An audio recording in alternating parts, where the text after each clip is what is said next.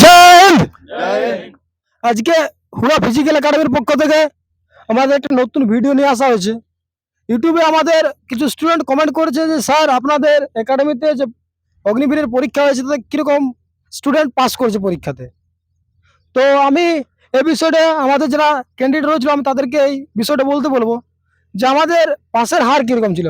সত্যজিৎ, যারা আমাদের একাডেমি থেকে পরীক্ষা দিয়েছে অগ্নিবীরে জিডি, টেটসম্যান, টেকনিক্যাল সমস্ত ক্ষেত্রে আমাদের পাশের আর কি 85% স্টুডেন্ট পাস করেছে কিনা। হ্যাঁ, পাস করেছে 85%।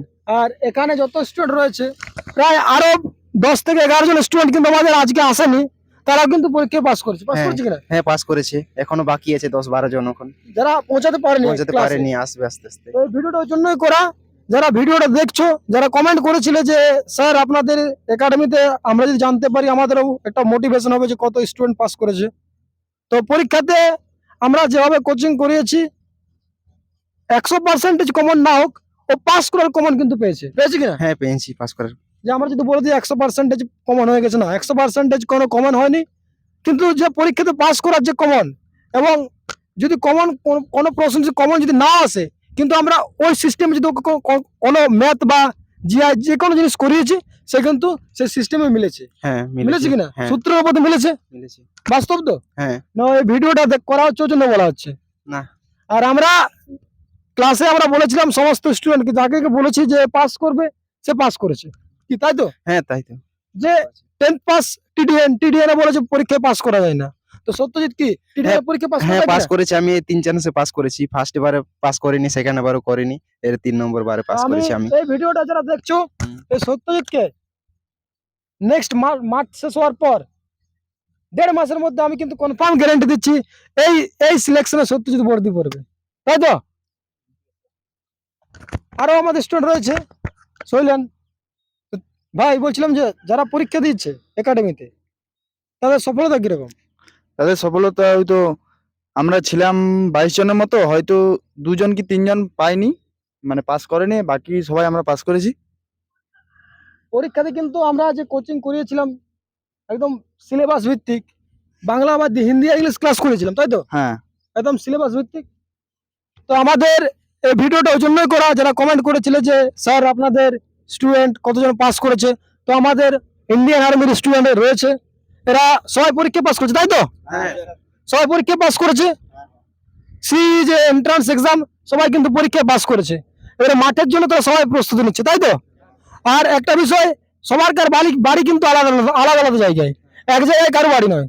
তোর বাড়ি কোথায়? আমার বাড়ি পাবড়া পাহাড়ি। ভবানী। ঢাঙ্গাগড়া, তবনি, কাশীপুর, কাশীপুর, উড়া, লদুড়কা, উড়া, লদুড়কা, ঢাঙ্গাগড়া। তাহলে বিভিন্ন জায়গার স্টুডেন্ট কিন্তু আছে, সবাই পরীক্ষাতে পাস করেছে। এবং আমি মাঠে 100% গ্যারান্টি দিচ্ছি যে 1 মাস এসে এখানে পাসিনা বাড়াবে তাকে ফার্স্ট গ্রুপ করাবো। আমাদের হুড়া ফিজিক্যাল একাডেমি কিন্তু যত স্টুডেন্ট রয়েছিল বিগত, তারা কিন্তু সবাই ফার্স্ট গ্রুপ করেছে। এরপর কিন্তু ট্রেনিং এর হার কিন্তু বাড়বে, সাথে সাথে ইন্ডিয়ান আর্মির রেজাল্ট পাস হয়ে গেছে। যারা ভিডিওটা দেখছো গ্রাউন্ডে যাদের সমস্যা হচ্ছে আমাদের ক্লাসে এসে পৌঁছাও, 100% গ্যারান্টি। আর সময় বেশি নেই, তোমরা আমাদের ক্লাসে এসে পৌঁছাও, ফিজিক্যাল শুরু হয়ে গেছে।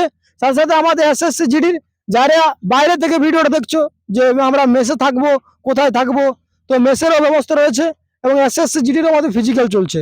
তো আমাদের ভাই রয়েছে এসএসসি জিডির বাইরের জেলা মেদিনীপুর থেকে।